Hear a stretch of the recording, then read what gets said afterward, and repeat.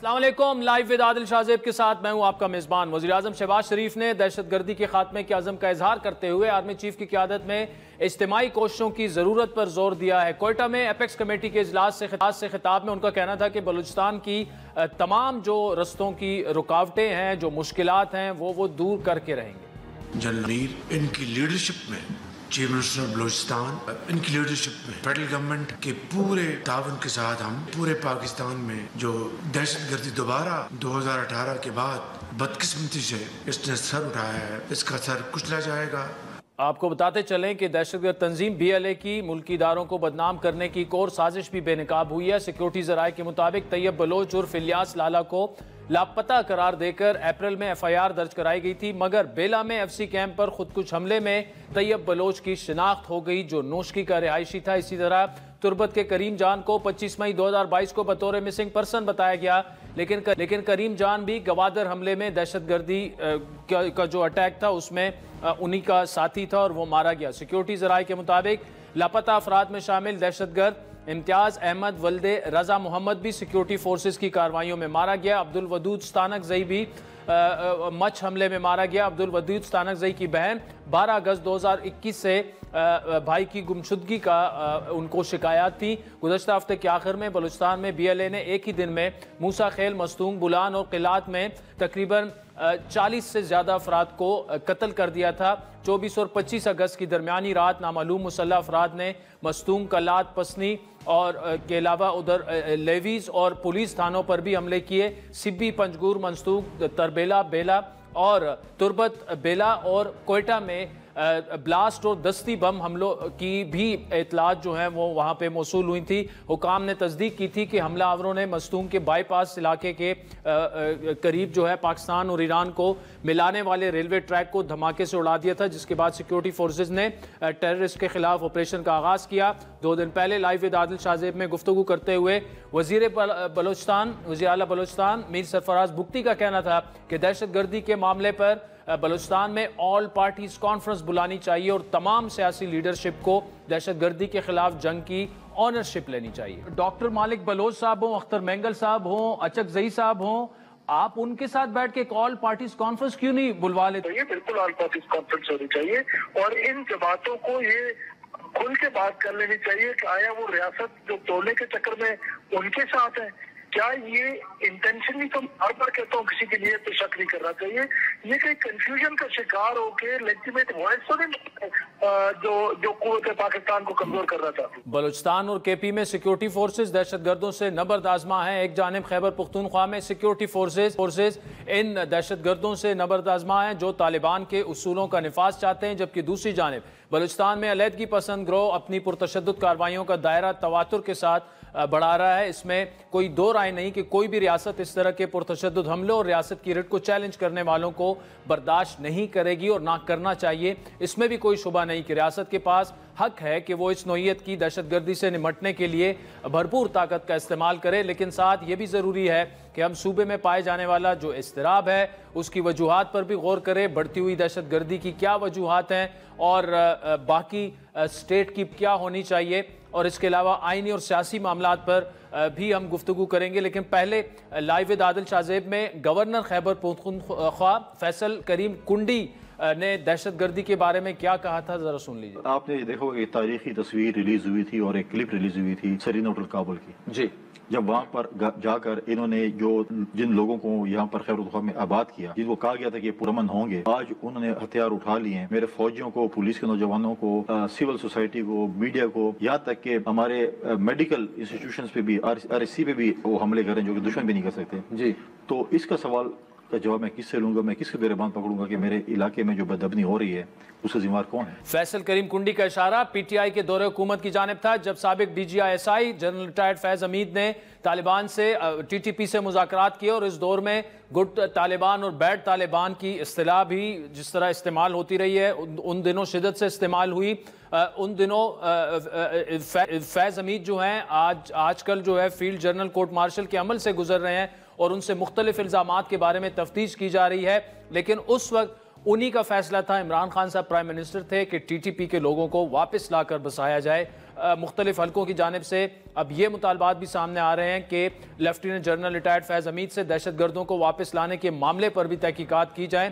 ان کی گرفتاری کے بعد سے بانی پی ٹی آئی کی ملٹری ٹرائل کی باتیں بھی گردش کر رہی ہیں, اور وفاقی وزیر قانون اعظم نذیر تارڑ کے مطابق فیض حمید کا کیس کہاں چلے گا یہ ہمارا دائرہ اختیار نہیں, لیکن ضرورت پڑی تو عمران خان کا کیس فوجی عدالت میں بھیجنے کا فیصلہ پنجاب حکومت کرے گی. ان تمام معاملات پر بات کرنے کے لیے ہمیں جوائن کیا مسلم لیگ نون پنجاب کے صدر اور وزیر اعظم کے سیاسی مشیر جناب رانا ثناء اللہ صاحب نے. رانا صاحب, thank you so much for joining اس.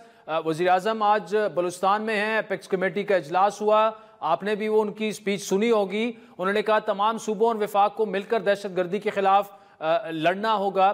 لیکن رانا صاحب, کیا وجہ ہے کہ آرمی پبلک سکول سے لے کر موجودہ واقعات تک ایک ہی دم ایسے بڑے واقعات ہوتے ہیں, ہم پینک ہو جاتے ہیں کہ جی دہشت گردی کے خلاف جنگ لڑنی ہے اور مضبوط ہو کے پوری قوم کو لڑنی ہے, لیکن پھر مہینے 2 مہینے بعد ہم یہ ساری چیزیں بھول جاتے ہیں؟ نہیں, میرا نہیں خیال کہ یہ بات اس طرح سے ہے. یہ آپ نے اس کو جو ہے وہ جس رخ سے دیکھا ہے وہ بالکل درست نہیں ہے. آرمی اسکول میں جن دہشت گردوں نے وہ واقعہ کیا تھا وہ سبھی جو ہے وہ جہنم واصل ہوئے ہیں, اور اس میں وہ لوگ جو فیسیلیٹیشن کی حد تک تھے ان تک بھی جو ہے وہ ہماری فورسز اور ہماری ایجنسیز پہنچی. اب بھی روز یہ کوئی ایک دن بڑی مشکل سے جو ہے وہ جاتا ہوگا کہ ہمارے جو فورسز کے جوان اور افسر ہیں وہ ان دہشت گردوں کے خلاف جو ہے وہ انٹیلیجنس بیسڈ آپریشن کر رہے ہیں اور اپنی جانوں کے نذرانے پیش کر رہے ہیں.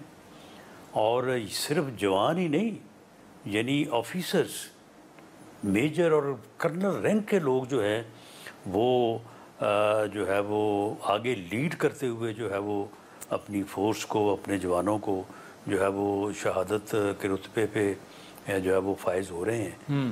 تو اس سے زیادہ اور دہشت گردوں کے خلاف کون سے آپریشن جو ہیں وہ ہونے چاہیے یا اور کون سا طریقہ ہے جس طرح سے ہونے چاہیے, یہ تو یعنی جو پچھلے دنوں میں ڈی جی ISPR نے جو فگرز جاری کیے ہیں جی, تو اس میں تو روزانہ کی بنیاد کے اوپر جو ہے وہ درجنوں اور ویکس اور مہینوں میں سینکڑوں آپریشن جو ہیں وہ ہوتے ہیں.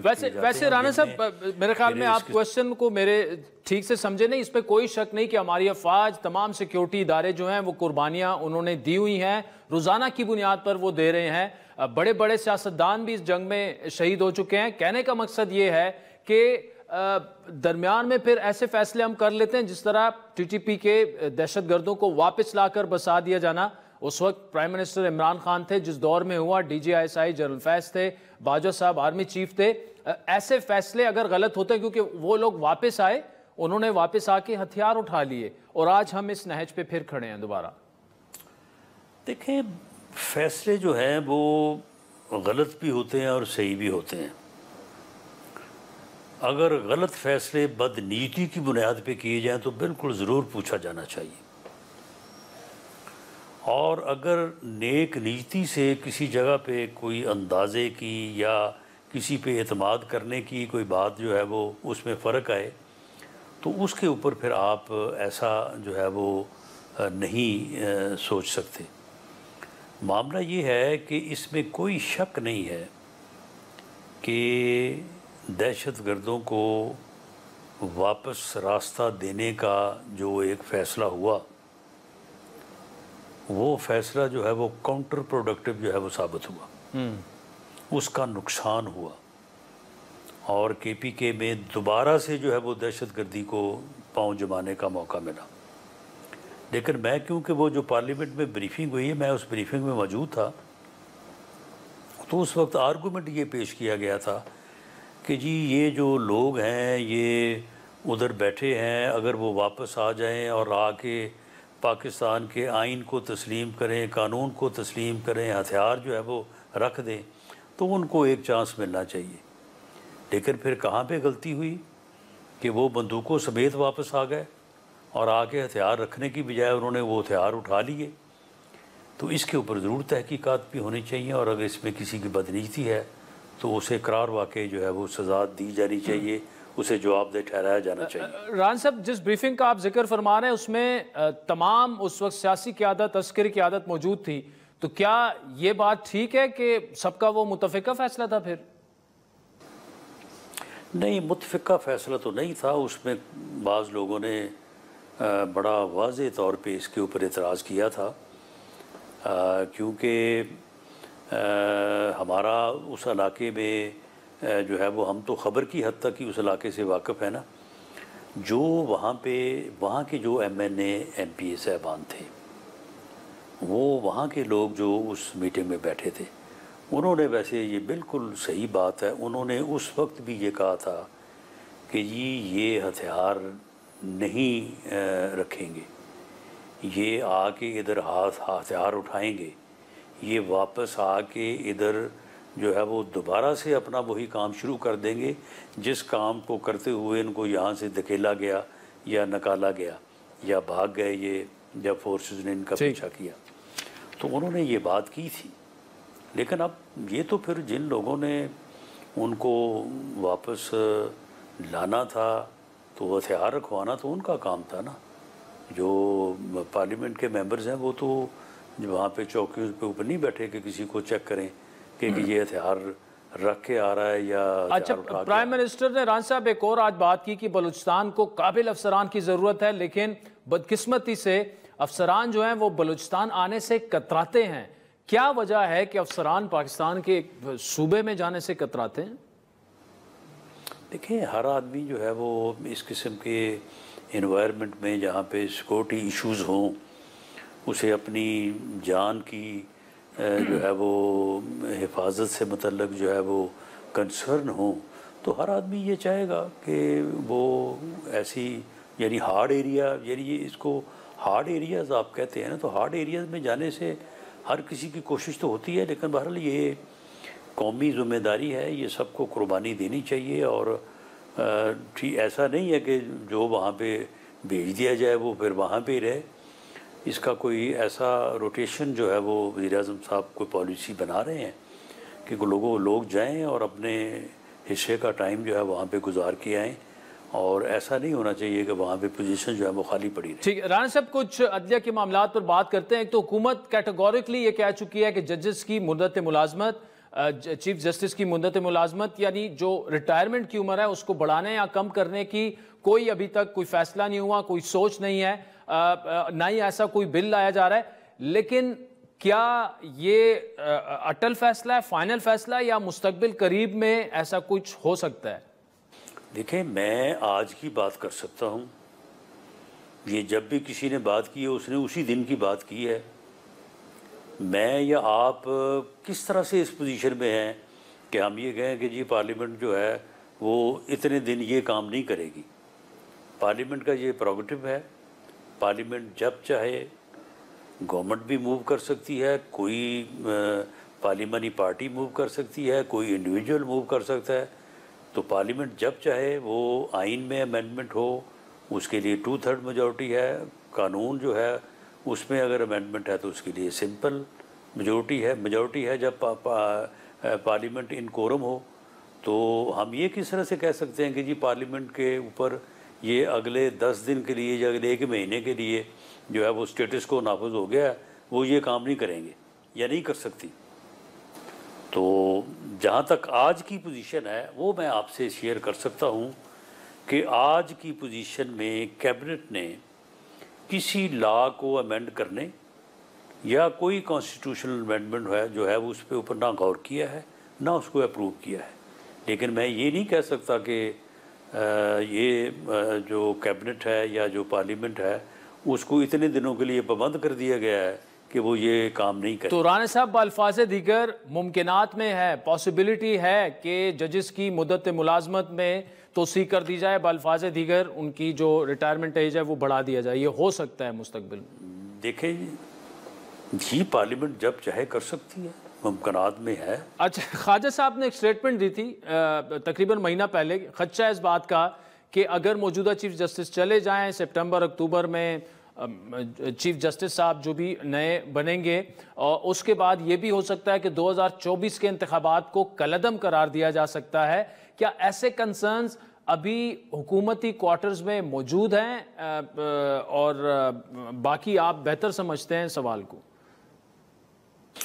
بس پھر یہ انہی کی باتیں ہیں جو وہ اپنی خلوت اور جلوت میں کرتے ہیں کہ جی ہماری بات ہو گئی ہے۔ تو جس طرح سے ایک دفعہ دھرنے کے موقع پہ عمران خان صاحب نے کہا تھا، اور اس کی شہادت جو ہے وہ جوید ہاشمی صاحب نے دی تھی، کہ ان سے کہا گیا کہ آنے والے چیف جسٹس سے بات ہو گئی ہے تو عدلیہ کے ذریعے سے جو ہے وہ نواز شریف کو بھیجا جائے گا، تو اس لیے آپ فکر نہ کریں، وہ کام جو ہے وہ پکا ہو گیا ہے۔ لیکن وہ پھر 2014 میں تو نہ ہوا، لیکن پھر جب بھی ہوا تو پھر میاں نواز شریف کو عدلیہ کے ذریعے ہی جو ہے وہ وزیر اعظم ہاؤس سے نکالا گیا۔ تو اب بھی پی ٹی آئی کے لوگ ایسی باتیں کرتے ہیں کہ جی آنے والے چیف جسٹس سے ہماری بات ہو گئی ہے، اور بس وہ یہ کر دیں گے، آتے ہی وہ کر دیں گے۔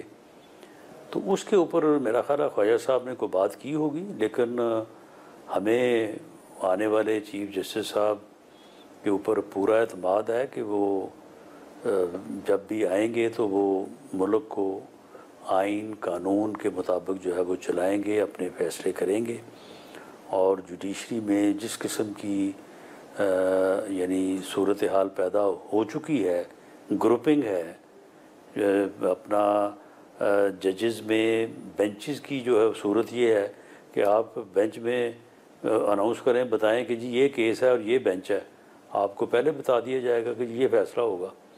تو یہ صورتحال جو ہے یہ ہمارے لیے نہیں بلکہ پوری قوم کے لیے بھی اور عدلیہ کے لیے بھی جو ہے وہ انتہائی ڈیمیجنگ ہے۔ رانا ثناء اللہ صاحب آپ ہمارے ساتھ موجود رہے گا۔ ناظرین وقت تو چاہتا ہے ایک بریک کا، جس کے بعد رانا صاحب سے گفتگو جاری رکھیں گے۔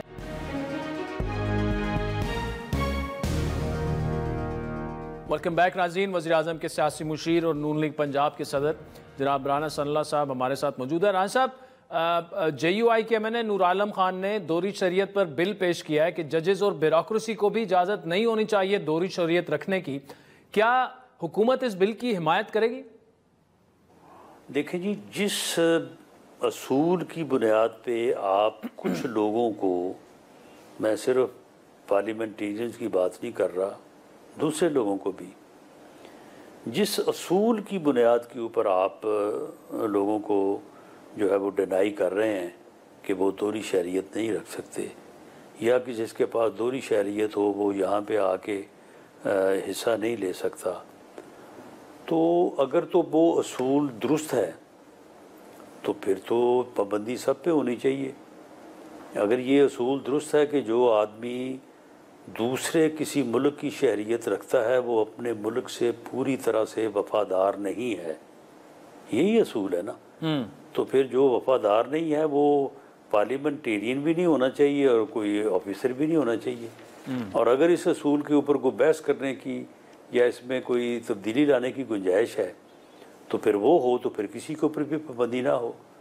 تو یہ جو ایک ڈفرینس ہے اس کو میرا خیال ہے کہ مٹنا چاہیے، اور اس کے اوپر سیر حاصل بحث ہونی چاہیے، بحث ہونی چاہیے۔ ران صاحب آپ کہہ رہے ہیں یعنی یہ اس بات کے قوی امکانات ہے کہ حکومت اس بل کی حمایت کر دے، اس بل کی حمایت کر دے یا پھر جو قدغن ہے اس کو ریموو کر دے۔ ٹھیک۔ اچھا، عمران خان صاحب جو ہیں وہ آکسفورڈ یونیورسٹی کے چانسلر کا الیکشن لڑنے جا رہے ہیں، 2-3 دن سے اس پر کافی باتیں ہو رہی ہیں، کوئی حق میں بول رہا ہے، کوئی خلاف بول رہا ہے، لیکن اگر ان کی نامینیشن منظور ہو جاتی ہے اور وہ چانسلر بن جاتے ہیں الیکشن لڑ کر، تو پھر تو آپ کو رہا کرنا پڑے گا، کیونکہ انٹرنیشنل پریشر اتنا آ جائے گا گورنمنٹ پہ۔ نہیں، بالکل نہیں آ سکتا انٹرنیشنل پریشر، اور بالکل کسی جگہ قانون میں درج نہیں ہے کہ جی اگر کسی آدمی کو کسی یونیورسٹی کا وہ پاکستان کے اندر ہو یا باہر ہو سے اگر چانسلر منتخب کر لیا جائے تو اس کے جرم معاف ہو جاتے ہیں اور اس کو رہا کر دیا جائے۔ وہ ٹھیک ہے، ایک لابی ان کے پیچھے ہے، وہ لابی بڑی طاقتور ہے، لیکن وہ لابی ہمیشہ پاکستان کے خلاف کام کرتی ہے، تو میرا نہیں خیال کہ اگر انہوں نے یہ الیکشن لڑا تو وہ ان کی سیاسی پوزیشن کو مضبوط کرے گا. آپ یعنی یہ کہہ رہے ہیں کہ اگر وہ آکسفورڈ یونیورسٹی کے چانسلر بن گئے تو کوئی دباؤ قبول نہیں کیا جائے گا اور وہ اپنی سزا کاٹتے رہیں گے, ان کی جو سزائیں ہیں؟ نہیں, اس میں قانون میں کوئی ایسی گنجائش نہیں ہے. اچھا, فیض حمید صاحب کا جو ٹرائل ہو رہا ہے, تحقیقات ہو رہی ہیں, تفصیلات بھی سامنے آ جائیں گی, لیکن وزیر قانون صاحب آپ کے یہ کہہ رہے ہیں کہ اگر خان صاحب کا ملٹری ٹرائل کرنے کا فیصلہ ہوا آرمی ایکٹ کے تحت تو وہ پنجاب حکومت کرے گی, وفاقی حکومت نہیں. کیا درست ہے؟ وجہ یہ ہے کہ اگر یہ فیصلہ کرنا ہے تو یہ فیصلہ آرمی ایکٹ کے تحت ہونا ہے, اور جو اپنا ہے ملٹری مارشل کورٹ ہے تو اس عدالت نے فیصلہ کرنا ہے. وہاں پہ جو کیسز وہ اپنی جو ہے وہ جورسڈکشن میں لیتے ہیں, میرا تو خیال ہے کہ شاید اس میں گورنمنٹ سے منظوری والی کوئی بات نہیں ہے. رانا ثناء اللہ صاحب, thank you so much for joining us. ناظرین, وقت چاہتا ہے ایک بریک کا, جس کے بعد پیپلز پارٹی کے رہنما سید نوید قمر ہمیں جوائن کریں گے ہمارے ساتھ.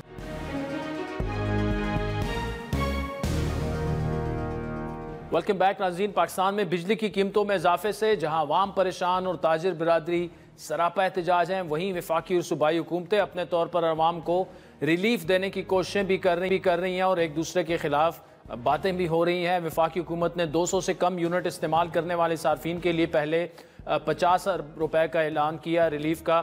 پھر پنجاب حکومت نے 46 ارب روپے بجلی کے بلوں میں 2 مہینوں کے ریلیف کے لیے انہوں نے اعلان کیا. لیکن اس اعلان کے بعد حکومت کو نہ صرف دیگر سیاسی جماعتوں بلکہ اہم اتحادیوں کی جانب سے تنقید کا سامنا کرنا پڑا.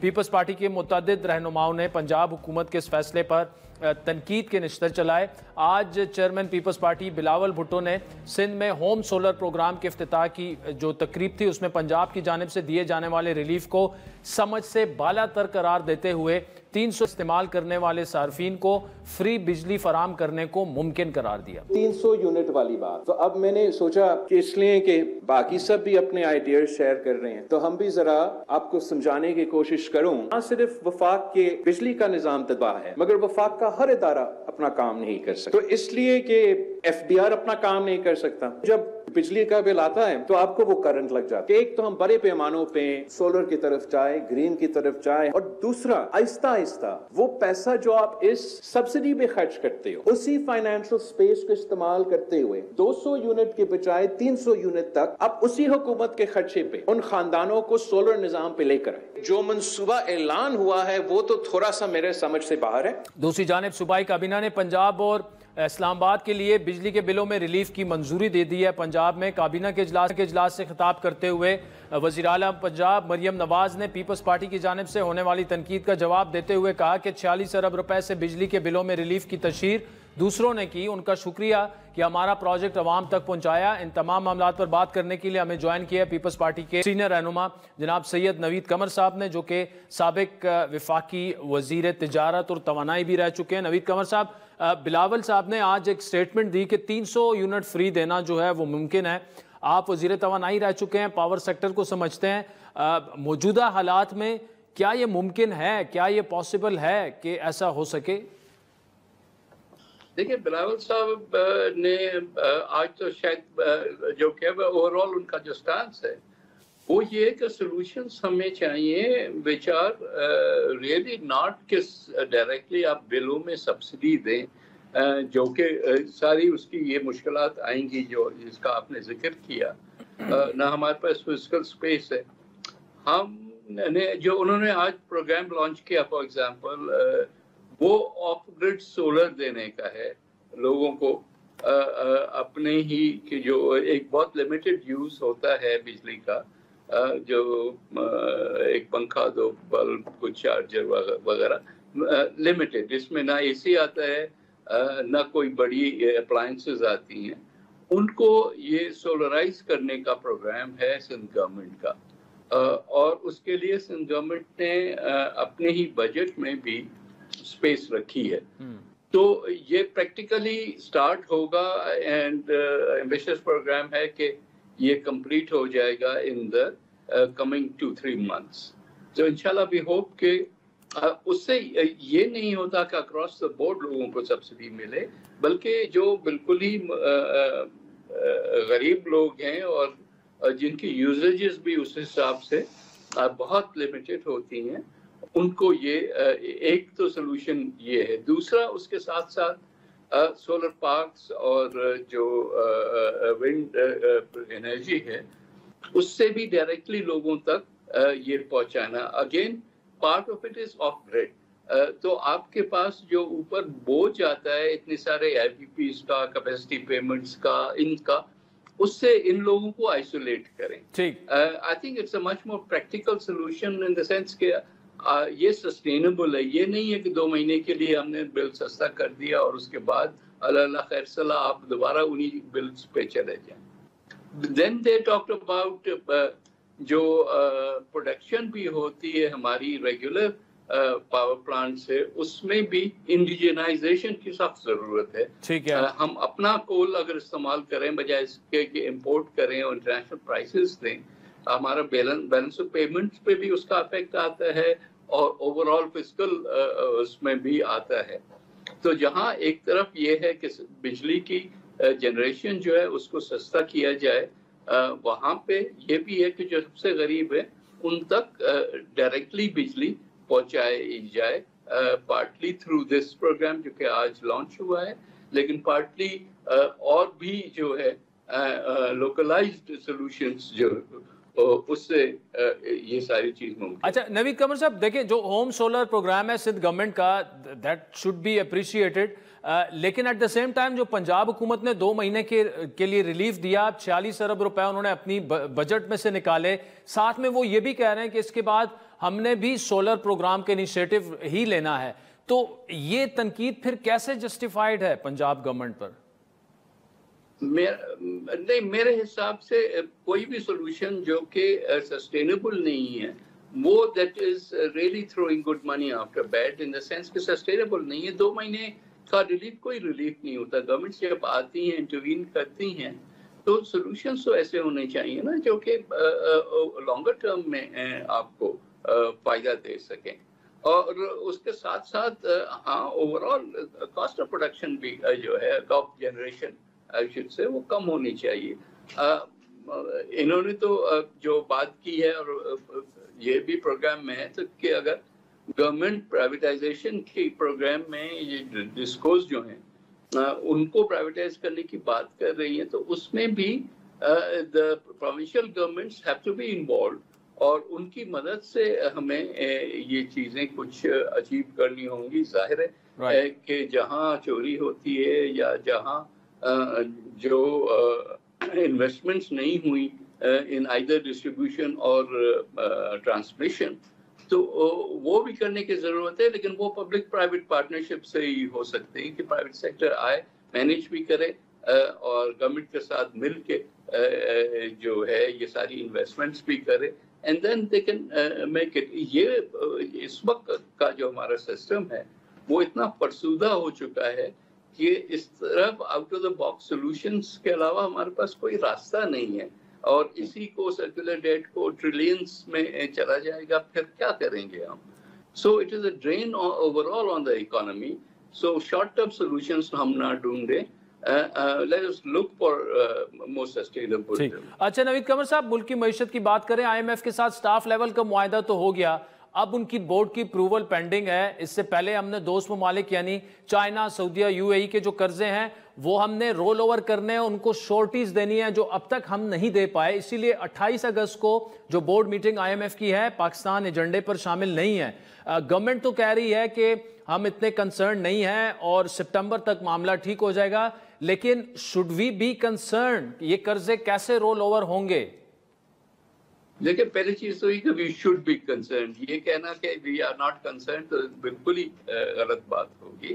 we should be concerned، اور اس کے بھی یہ ہم دیکھیں نا، ماضی میں سلوشن ہی ایک ہوتا تھا کہ جو اتنا بھی خرچہ ہے وہ کرتے جاؤ اور جو ہے ادھار لیتے جاؤ، تو ایک لیول آتی ہے اس کے بعد کوئی آپ کو ادھار دینے کو تیار نہیں ہوتا، اور اگر دیتے ہیں تو اتنے مشکل اور اتنے مہنگے ٹرمز پہ دیتے ہیں کہ آپ کے لیے سسٹینیبل نہیں ہوتا. وہ کوئک فکس والا وقت اب گزر گیا ہے.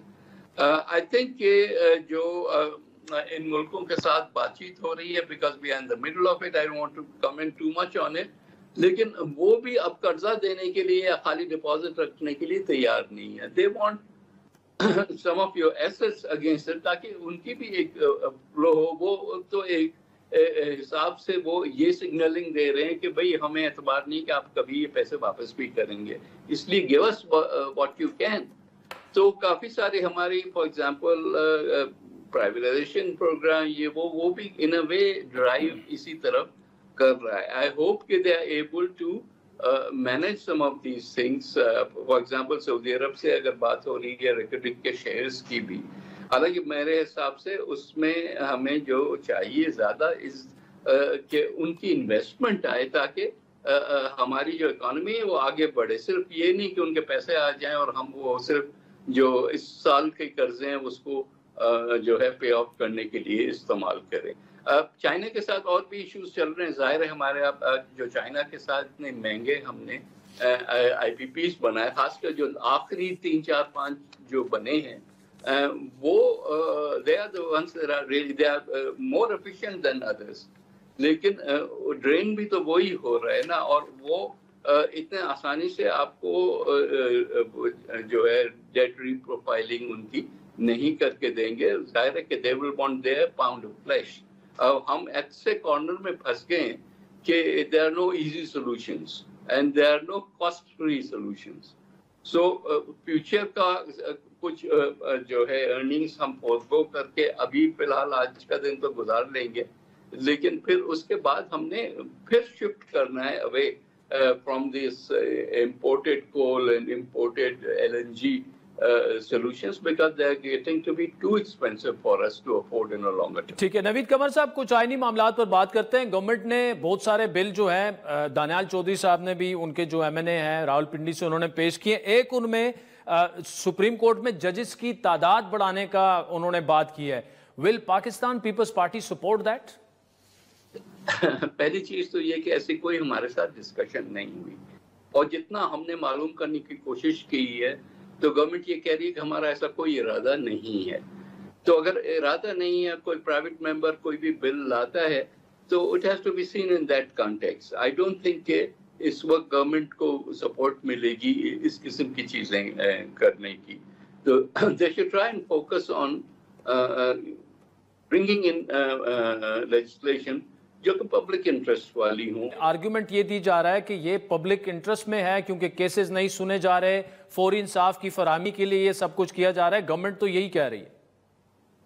بھائی جب یہ فارملی ہم سے ڈسکس کیا جائے گا تو ہم اس پہ پارٹی پوزیشن بنائیں گے. میں اپنا ویو دے رہا ہوں کہ آئی ڈونٹ تھنک کہ ایسے آف دا کف اس ماحول میں دیکھیں, کیونکہ ججز کی تعداد اگر بڑھانے کی بات ہو رہی ہے تو اس کا ایک کانٹیکسٹ بھی پھر آ رہا ہے نا, کہ اس وقت کی جوڈیشری جو اکتوبر کے بعد جو جوڈیشری ہوگی ان کا کے ساتھ کیا ریلیشن شپ ہوں گی. تو I think instead of trying to preempt their action, we should really learn to work with them and take them on board.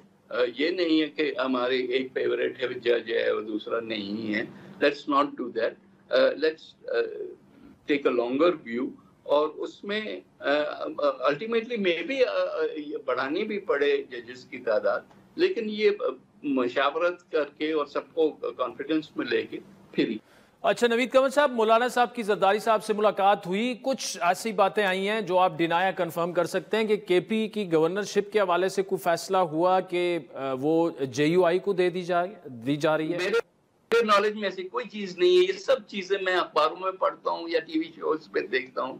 I don't know where it's coming from. As far as we are concerned, ہمارا ایک معاہدہ ہوا تھا PMLN کے ساتھ before the government was formed, اور کے پی کی گورنرشپ پیپلز پارٹی کے پاس کو دینے کی اس میں لکھی ہوئی تھی, اور وہ انہوں نے کمپلائی وتھ بھی کیا. اب اس کو یہ سارا فارمولا چینج ہوتا ہے تو پھر that requires again a larger discussion. یہ ہمارے علم میں ایٹ لیسٹ پارٹی لیول پہ یہ ایشوز نہیں آئے. سید نوید قمر صاحب, thank you so much for joining us. بڑی اہم گفتگو پیپلز پارٹی کے سینئر رہنما سید نوید قمر صاحب نے کی کہ ججز کی تعداد بڑھانے کا جو معاملہ ہے اس سے گورنمنٹ کو ابھی نہیں کرنا چاہیے اور انہیں شاید اس معاملے پر سپورٹ ملے. ناظرین, وقت تو چاہتا ہے ایک بریک کا, جس کے بعد ملک کے نامور اور سینئر سیاستدان حاجی غلام احمد بلور ہمیں جوائن کریں گے ہمارے ساتھ.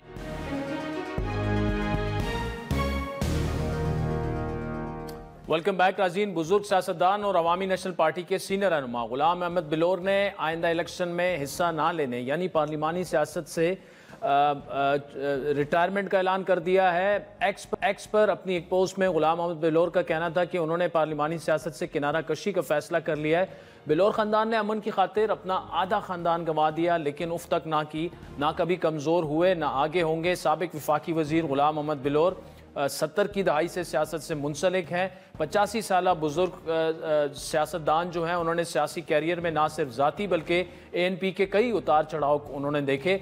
2 مرتبہ اے این پی کو پابندی کا سامنا کرنے پڑا, پہلے 1971 میں اور اس کے بعد جو ہے دوسری مرتبہ ذوالفقار علی بھٹو کا جو دور تھا 1975 میں ان پر پابندی عائد کی گئی. کے پی میں 2008 میں برسر اقتدار آنے والی جماعت 2024 کے انتخابات میں کے پی سے صرف ایک نشست حاصل کر سکی, جبکہ ضمنی انتخابات میں ایک مزید نشست انہیں ملی.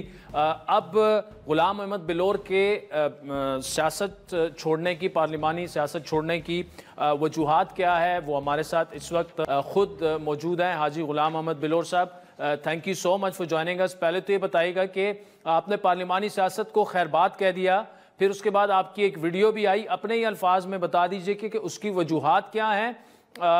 بڑی ایک لمبی اننگ آپ نے کھیلی, لیکن اب آپ مزید الیکشن نہیں لڑیں گے. بسم اللہ الرحمن الرحیم. بہت بہت شکریہ آپ کا کہ آپ نے مجھے دعوت دی اس مسئلے پر.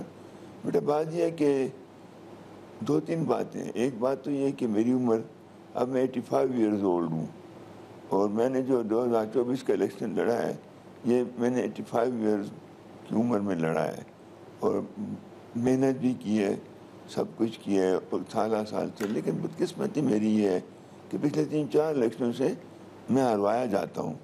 میں کچھ لوگوں کے معیار پر پورا نہیں اترتا. تو ہم محنت کرتے ہیں سالہ سال. پچھلے میرے 2013 میں مجھے ہروایا گیا, 2013 میں مجھے ہروایا گیا, اور 72,000 کی لیڈ پر مجھ سے پی ٹی آئی والوں نے جیتا. اور پھر عمران خان نے سیٹ چھوڑی تو وہی سیٹ میں نے پھر 7,000 کی لیڈ پر میں نے جیتنی, اے این پی نے جیتنی. تو ہمیں اس وقت ہمارے بھائیوں نے انٹرفیئرنس نہیں کی, اور لیکن حکومت باوجود اس کے کہ یہاں پر حکومت اس وقت بھی پی ٹی آئی کی تھی, لیکن ہم نے وہ سیٹ جیتی. اب اس کے بعد یہ ہے کہ ہمیں بار بار ہروا دیا جاتا ہے. تو میں سمجھتا ہوں کہ میں ان لوگوں کے معیار پر پورا نہیں اترتا جن کو جو یہاں پر فیصلے کرتے ہیں. تو بس میں نے کہا میں تو ان کس سے لڑ نہیں سکتا, تو میں پیچھے ہٹ جاؤں گا, میں آرام سے بیٹھ جاؤں گا, وہ جانے ان کا کام جانے. ہمارا یہ ہے کہ اگر یہ ملک میں آئین ہوتا اور اس ملک میں آئین پر عمل درآمد کیا جاتا اور فیصلے عوام کرتی اور کوئی قوتیں نہ کرتی تو پھر تو ٹھیک تھا. لیکن اس ملک میں تو آئین کو ختم کر دیا گیا ہے. ہماری اسمبلیوں میں آئین کی بات ہوتی ہے, ہماری عدالتوں میں آئین کی بات ہوتی ہے, لیکن کون سا آئین؟ آئین تو جاولق صاحب نے کہا تھا کہ آئین تو کاغذ کے چترا ہے, اس کو پاٹ کے پھینک دیا جائے. تو ہمارے ہاں تو صاحب مدتوں سے یہی فیصلے ہو رہے ہیں. تو ہم نے کہا کہ چلیں ہم آرام سے بیٹھ جائیں گے, جو لوگ ان کے معیار پر پورے اترتے ہیں وہ یہ اسمبلیوں میں جائیں گے. تو میں نے اسی لیے میں نے اس اسمبلی سے الیکشن کی سیاست سے کنارہ کشی اختیار کی, اور میں نے یہ بھی کہا کہ میں ولی خان کی سنت پوری کر رہا ہوں. ولی خان نے بھی اپنی زندگی میں سیاست سے کنارہ کشی اختیار کی تھی, اس سے پارلیمانی سیاست سے. تو میں نے بھی پارلیمانی سیاست سے کنارہ کشی کی. باقی میں سیاسی ورکر ہوں اور پرانا ورکر ہوں. میں سمجھتا ہوں کہ شاید کم ہی لوگ ہوں گے پاکستان میں جو میری عمر کے جو کہ سیاست جو انہوں نے ساتھ کی.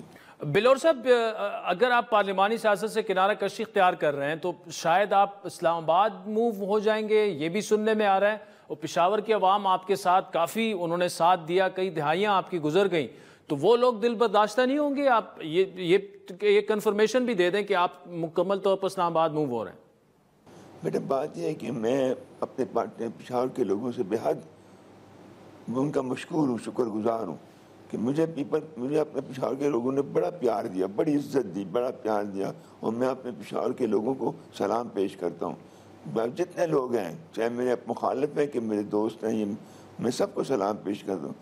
سب نے میرا احترام بھی کیا، میری عزت بھی کی، اور میرے سے پیار بھی کیا، اور مجھے کامیابی نصیب۔ میں 5 دفعہ پشاور سے الیکشن جیتا ہوں، اور کمال یہ ہے کہ میں جتنی دفعہ بھی لڑا ہوں، 10-11 دفعہ، تو کئی دفعہ ہروا دیا گیا ہوں، تو اس میں بھی میں جو بھی آدمی میں جیتا یا مجھ سے ہارا ہے، دوبارہ اس نے میرا مقابلہ نہیں کیا، پھر دوبارہ میرے پاس ہمیں نیا آدمی آیا ہے۔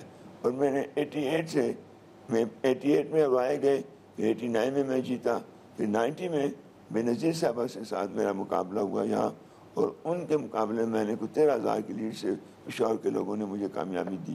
تو میں تو پشاور کے لوگوں میں حد مشکور ہوں، اور اپنے پشاور کے تمام لوگوں کو سلام پیش کرتا ہوں۔ لیکن اب یہ ہے کہ میں بھی تھک گیا ہوں اور بوڑھا بھی ہو گیا ہوں، تو میں نے آخر انسان نے تو کسی وقت تو چھٹی کر لینی ہے نا، تو میں نے کہا کہ پارلیمانی سیاست سے میں نے کنارہ کشی اختیار کی ہے، اور اس وجہ سے کیا ہے کہ میں ان لوگوں کی فریم ورک میں فٹ نہیں ہوں، اور ان کے معیار پر پورا نہیں اترتا جو یہاں پر سیاسی فیصلے کرتے ہیں۔ تو پھر میں نے کہا چلے اب ہم آرام سے بیٹھ جائیں گے، لیکن سیاست جو ہے وہ نہیں چھوڑی۔ میں سیاست میں ہوں، میں اپنی پارٹی میں ہوں، اور میری اس پارٹی میں بڑی زیادہ قربانی ہے۔ میرے خاندان کے اوپر 3 بلاسٹ ہوئے ہیں، تو میرا ایک بھائی شہید ہوا بلاسٹ میں، ایک بھتیجا شہید ہوا، ایک ایڈوکیٹ تھا بشیر بلور، اور جو شہید ہوا وہ بیرسٹر تھا۔ میرا بیٹا شہید ہوا، وہ 1997 میں شہید ہوا اپنی سیاسی اس میں جدوجہد میں، تو وہ بھی انگلینڈ سے اس نے ایم اے کیا ہوا تھا۔ تو ہم نے تو سب کچھ ہم نے اپنا لٹا دیا سیاست میں، ہم نے جوانیاں بھی لٹا دی، اپنی زندگیاں بھی لٹا دی، اور ہماری سیاست تو لہو لہان ہے، اور ہم نے سب کو لٹایا، اور ہم نے لوگوں نے سیاست میں بڑا کچھ بنایا، ہم نے تو تقریباً وہ بھی لٹا دیا۔ میرے بھائی بشیر بلور کا گھر بک گیا، میں بھی اب کوشش میں ہوں کہ اس گھر کو بیچ کر ہو سکے تو میں اسلام آباد شفٹ ہو جاؤں۔ بلور صاحب، آپ کے صاحبزادے کے جو بیٹے ہیں وہ آگے چل کر پارلیمانی سیاست سنبھالیں گے، اپنے خاندان کو آگے لے کر جائیں گے، یا آپ نے یہ فیصلہ کیا کہ اب آپ پارلیمانی سیاست بالکل نہیں کریں گے؟ میں نے گھر سے نہیں، میں نے کہا، میں نے اپنی ذات سے کہا ہے، ہمارے گھر کے لوگ تو سیاست کریں گے، جس کو شوق ہوگا وہ ضرور کرے گا۔ اور میرا بچہ نواسا ہے، شبیر کا بیٹا ہے، اس کا نام ہے عظیم بلور، تو وہ اگر اس کی وہ بھی باہر سے پڑھ کر آیا، 4 سال اس نے لندن میں گزارے ہیں، پڑھا لکھا بچہ ہے، اگر اس کا شوق کو کرے تو مجھے کوئی اعتراض نہیں ہوگا، مجھے خوشی ہوگی۔ سازین، آپ نے حاجی غلام احمد بلور کی گفتگو سنی، اور ان کی پورے ملک میں ویسے تو ان بڑے سینئر پولیٹیکل وہ رہنما عوامی نیشنل پارٹی کی، لیکن ان کی ایک عزت کی ایک بڑی وجہ یہ ہے کہ اس خاندان نے دہشت گردی کے خلاف جس طرح سے جنگ لڑی، اور 3 جو ہیں، بشیر بلور صاحب ہوں اور ہارون بلور صاحب ہوں یا غلام بلور صاحب کے صاحبزادے ہوں، انہوں نے سیاست میں اپنی جانیں تک دی ہیں، تو وی وش ہم آل دا بیسٹ، جو بھی وہ آگے کریں۔ تو ناظرین، آج کے پروگرام پر فیڈ بیک ضرور دیجیے گا، ہمارا ٹویٹر ہینڈل ہے @عادل شاہ۔ اجازت دیجیے، خدا حافظ۔